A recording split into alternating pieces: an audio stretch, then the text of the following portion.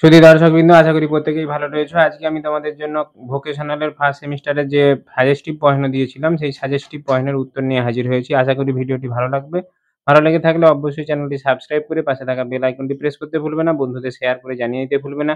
যত তোমরা বন্ধুদেরকে জানাবে ততই তাদের সুবিধা হবে। তোমাদের কেমিস্ট্রি বিষয়ের ভোকেশনালের আরো জ্ঞান অর্জন করতে পারবে এবং পরীক্ষায় বিষয়ে আরো নাম্বার তুলতে পারবে। তাহলে সময় নষ্ট না করে চলে যাওয়া যাক মূল ভিডিও। আমরা ভোকেশনালের ফার্স্ট সেমিস্টারে যে 35 নাম্বারের এমসিকিউ প্রশ্ন দিয়েছিলাম, সেই এমসিকিউ প্রশ্নের উত্তরগুলো আমরা জানবো। এই উত্তরগুলো আমরা দেখে নিচ্ছি। নিচের প্রশ্নগুলি সঠিক উত্তরটি নির্বাচন করো। প্রথমেই রয়েছে তোমাদের ৩ লিটার সমান কত সিসি? এর উত্তর হচ্ছে ৩০০০ সিসি। কারণ লিটারের সঙ্গে সিসির সম্পর্ক হচ্ছে ১০০০ এর। তাহলে ৩ লিটার সমান ১০০০ দিয়ে গুণ করলে হবে ৩০০০। কোন বিকল্পটি মিশ্র পদার্থের উদাহরণ? সি এর অপশনটা হবে কুয়াশা, ধোঁয়াশা, সমুদ্রের জল, সোডা ওয়াটার। কারণ মিশ্র পদার্থ হচ্ছে সেই সব পদার্থ যাতে যৌগিক পদার্থের যে অনুপাত নির্দিষ্ট কোনো অনুপাতে যুক্ত থাকবে না। তারপরে তোমাদের আছে সমতা বিধান করো উপযুক্ত বিকল্পটি নির্বাচনের দ্বারা। লেড নাইট্রেট থেকে লেড অক্সাইড এবং নাইট্রোজেন ডাইঅক্সাইড এবং অক্সিজেন তৈরি হয়েছে। তোমাদের যে অপশনটি ঠিক হবে সেটা হচ্ছে ২, ৪ ডি এর অপশনটা, যেখানে তোমাদের এই সমতা বিধানের জন্য সবসময় তোমাদের পরমাণুর সংখ্যা নির্ণয় করতে হয়। যদি এই সমতা বিধান সম্পর্কে কোনো সমস্যা থেকে থাকে কমেন্ট সেকশনে কমেন্ট করতে ভুলবে না, তাহলে তোমাদের জন্য নতুন একটি ভিডিও নিয়ে হাজির হব। কোনো পরমাণুর পারমাণবিক ওজন কোন মৌলের পরমাণুর ওজনের সঙ্গে তুলনা করা হয়? হাইড্রোজেন পরমাণুর ওজনের সঙ্গে তুলনা করা হয়। ৫ এর দাগে তুল্যাঙ্ক ভার একটি এককযুক্ত রাশি, উক্তিটি কিন্তু মিথ্যা। NaH2PO4 এর তুল্যাঙ্ক ভার কত? এখানে প্রতিস্থাপন হাইড্রোজেনের সংখ্যা দ্বারা ভাগ করতে হবে এর মলিকুলার ওয়েটকে, যার উত্তর হবে তোমাদের ডি এর অপশনটা ৬০। মৌলিক পদার্থের পরমাণুগুলির পরস্পর পূর্ণ সংখ্যায় সরলানুপাতে যুক্ত হয়ে যৌগিক পদার্থ গঠন করে। বি, একই মৌলিক পদার্থের পরমাণুগুলি ওজনে ও ধর্মে একই থাকে। সি, প্রতিটি মৌলিক পদার্থের অসংখ্য অবিভাজ্য পদার্থ কণা দ্বারা গঠিত। বিভিন্ন মৌলিক পদার্থের পরমাণুগুলি ওজন ও ধর্মে ভিন্ন হয়। তোমাদের মধ্যে ঠিক কোনটাকে বলতে বলেছে? তোমাদের ডি এর অপশনটা সবকটি ঠিক হবে। এখানে অ্যাভোগাড্রোর প্রকল্প বলেন ডাল্টনের পরমাণুবাদ থেকে নেওয়া হয়েছে। ১ মিলিমোল সমান ১ মিলিমোল অ্যামোনিয়া কতগুলি অণু উপস্থিত? ১ মোলে আমরা জানি 6.023 × 10⁻23 সংখ্যক, অর্থাৎ অ্যাভোগাড্রো সংখ্যক অণু উপস্থিত থাকে। ১ মিলিমোল, মোলের সঙ্গে মিলির সম্পর্ক হচ্ছে 1000 দিয়ে ভাগ করতে হবে, এই জন্য 10⁻20, অর্থাৎ এর অপশনটা তোমাদের ঠিক হবে 6.023 × 10⁻20। 1000 গ্রাম জলের মোল সংখ্যা কত? আমরা জানি 18 গ্রাম জলে ১ মোল থাকে, তাহলে 1000 গ্রামের জন্য 1000কে 18 দিয়ে ভাগ করতে হবে, উত্তর হবে তোমাদের সি এরটা 55.55 মোল।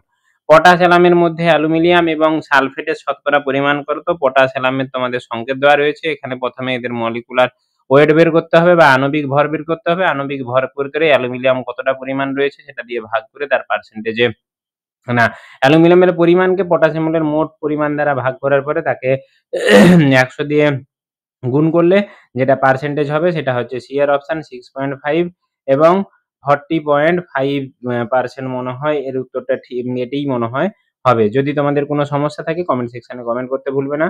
ইলেকট্রনের অবিরাম আবর্তনের ফলে নিরবিচ্ছিন্ন বর্ণালী পাওয়া যায়, উক্তিটি কিন্তু মিথ্যা। ইলেকট্রনের অবিরাম আবর্তনের জন্য রেখা বর্ণালী পাওয়া যায়। বরাদ দাগের প্রশ্ন, কোন বক্তব্যটি ঠিক? এখানে তোমাদের নিউক্লিয়াসের মধ্যে নিউট্রন এবং ইলেকট্রন থাকে, এটি কিন্তু ভুল। নিউক্লিয়াসের মধ্যে নিউট্রন এবং প্রোটন থাকে। কক্ষ দ্বিমাত্রিক হয়, এটি ঠিক। দুটি ইলেকট্রনের 4টি কোয়ান্টাম নাম্বার সমান হয় না। দুটি ইলেকট্রনের 4টি কোয়ান্টাম নাম্বার কখনোই সমান হয় না। 4d উপকক্ষের শক্তি বেশি 4s উপকক্ষের শক্তির থেকে, অর্থাৎ তোমাদের বি এর এবং ডি এর উত্তরটি ঠিক হবে। এর অপশনটা ঠিক হবে, এ ও সি কিন্তু ভুল হবে। কপার 29 এর ইলেকট্রন বিন্যাসটি কোনটি হবে? কপার 29 এর ইলেকট্রন বিন্যাস কিন্তু স্টেবিলিটি পাওয়ার জন্য সি এর অপশনটা আর্গন 3d10 4s1, যেখানে তোমাদের হুনসের আব্বাউ প্রিন্সিপাল ছিল সেখানে এবং হুনসের নিয়ম ছিল এবং সেই সব নিয়ম দ্বারা যেখানে হাফ ফিল অরবিটালের তোমাদের স্থায়িত্ব বেশি, সেই ব্যাপারে এখানে কিন্তু দেওয়া রয়েছে। কোনটি আইসোবার? আইসোবার বলতে যাদের ভর সংখ্যা সমান হয়, অর্থাৎ এর অপশনটি তোমাদের ঠিক হবে। পরমাণুর ব্যাসার্ধের ক্রমটি সঠিক কোনটি? পরমাণুর ব্যাসার্ধ আমরা জানি যদি পর্যায় বরাবর বাম থেকে ডান দিকে যাওয়া যায় পরপর ক্রমে, অর্থাৎ sodium greater than magnesium greater than aluminium greater than silicon greater than phosphorus greater than sulphur greater than chlorine, এই অপশনটি তোমাদের ঠিক হবে।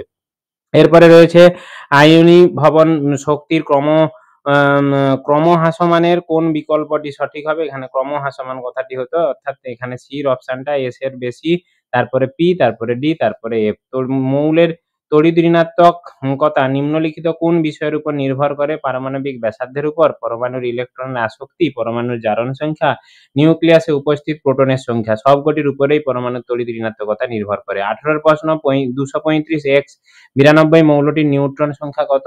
এখানে আমাদের নিউট্রন সংখ্যা চেয়েছে, অর্থাৎ ভর সংখ্যা থেকে প্রোটন সংখ্যা বা পারমাণবিক ক্রমাঙ্ক বিয়োগ করলে সি এর অপশনটা হবে 143। তড়িৎযোজী, সমযোজী ও অসমযোজী বন্ধন দেখতে পাওয়া যায় কোন যৌগগুলোর ক্ষেত্রে? ডি এর অপশনটা হবে অ্যামোনিয়াম ক্লোরাইড, অ্যামোনিয়াম নাইট্রেট এবং কপার সালফেট। নিচের কোন বক্তব্যটি সঠিক নয়? অন্যান্য হাইড্রাইড যৌগগুলোর তুলনায় হাইড্রোজেন বন্ধনে যুক্ত যৌগের স্ফুটনাঙ্ক গলনাঙ্ক বেশি হয়, এটি ঠিক। সাধারণ অ্যালকোহলে হাইড্রোজেন বন্ধনের জন্য জলে দ্রবীভূত হয়, এটাও ঠিক। সি এরটা অর্থোনাইট্রোফেনলে আন্তঃআণবিক হাইড্রোজেন বন্ধন দেখা যায় না, অর্থোনাইট্রোফেনল নিজেদের মধ্যে হাইড্রোজেন বন্ধন করে, এই জন্য অন্তঃআণবিক হাইড্রোজেন বন্ধন হবে। সি এর অপশনটা তোমাদের ভুল। হাইড্রোজেন বন্ধনের তীব্র তড়িৎ ঋণাত্মক মৌলের সঙ্গে হয়, এটাও ঠিক। সিগমা ও পাই বন্ধনের দৃঢ়তার তুলনা করো। সিগমা এবং পাই বন্ধনের মধ্যে ডি এর অপশনটা ঠিক হবে। সিগমার বন্ধন ক্ষমতা বেশি পাইয়ের থেকে। 22 বলেছে sulphur S orbital, P orbital, S orbital এবং পি অরবিটাল গুলির মধ্যে ওভারল্যাপিং এর ফলে যে বন্ড তৈরি হয় সেটি হচ্ছে সিগমা বন্ড তৈরি হয়। অ্যামোনিয়ার অণুর বন্ধন কোণ কত? 107 ডিগ্রি। ডি এর অপশনটা হবে। 24 বিকর্ষণ বলের ক্রম কোনটি সঠিক হবে? না lone pair repulsion, greater than lone pair bond pair, greater than bond pair অর্থাৎ লোন পেয়ারের রিপালশন সবসময় বেশি হবে। বি এর অপশনটা তোমাদের ঠিক হবে। মিথেন, ইথিলিন এবং অ্যাসিটিলিনের তোমাদের হাইব্রিডাইজেশন করতে বলেছে। মিথেন এবং ইথিলিন এবং অ্যাসিটিলিনের হাইব্রিডাইজেশন, মিথেনের sp3, ইথিলিনের sp2 এবং অ্যাসিটিলিনের sp। সি এর অপশনটা ঠিক হবে। মৃদু জলে সাবান ঘষলে সহজেই ফেনা উৎপন্ন হয়, কিন্তু ক্ষার জলে সাবান ঘষলে ফেনা উৎপন্ন হয় না। যে জলে যেসব পদার্থ মিশে থাকে তার জন্য তোমাদের বি এর option calcium, magnesium bicarbonate, chloride, sulphate এবং ফেরাস বাইকার্বনেটের লবণ ওই জন্য দায়ী। আশা করি ভিডিওটি ভালো লেগেছে, অবশ্যই একটি লাইক করতে ভুলবে না। এরপরের প্রশ্ন, পিপিএম এর পুরো নাম কি? পিপিএম এর পুরো নাম পার্টস পার মিলিয়ন, যেটা তোমাদের আগে বলা হয়েছে। যদি ভিডিও না দেখে থাকো তোমরা লিংক থেকে কিন্তু ভিডিও দেখে নিতে পারবে ডেসক্রিপশন বক্সে। একটি উত্যাগী পদার্থ হলো সোডিয়াম কার্বনেট 10H2, কারণ সোডিয়াম কার্বনেটকে বায়ুতে রাখলে এখান থেকে জল বেরিয়ে যায়।